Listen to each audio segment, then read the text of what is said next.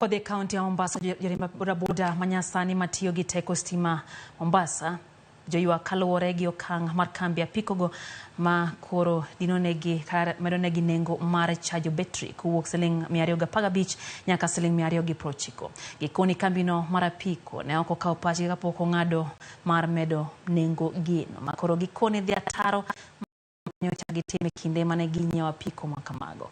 Giramo ni ok gibi chulo nengo manyienno makao kamano to oduoknegi apiko gi manyachon mayande gichiwo e kambigo kapok omigi apiko manyiengo mabende gikoni ok nyal tiyo e mowinjore to chuthe kinde ma koro koth chwe thurka. Kata kamano tend kambi apiko no to ramo ni nengo mane giketo mokwongo mar siling'215 ne en mano mar chako ohala kendo nyaka to koro mede. Inakula 40%.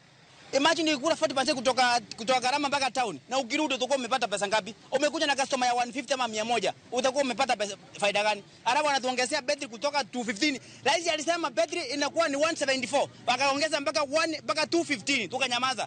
Mara hiyo tena ndio hiyo miezi miwili jesha bado. Wameenda betri ndio hiyo 300. Sasa hii ni kumaliza nini? Mkataba tulisaini sio hiyo. Bike haina nguvu ikifika kwenye mlima. Na hizi kazi ni kazi ya kung'ang'ania. Survival for the fittest. Wakati bike haina nguvu, wale wengine wetu wa petrol ambao hawajabadilisha hata wanatunganya customer.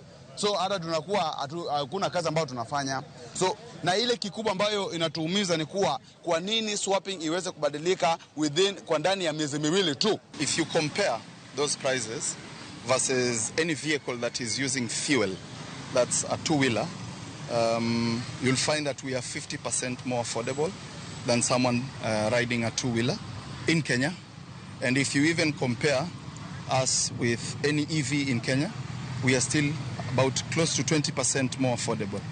It's not that they are too weak, it's because of the sensitivity of batteries, especially on the compartment. It's not that they're weak.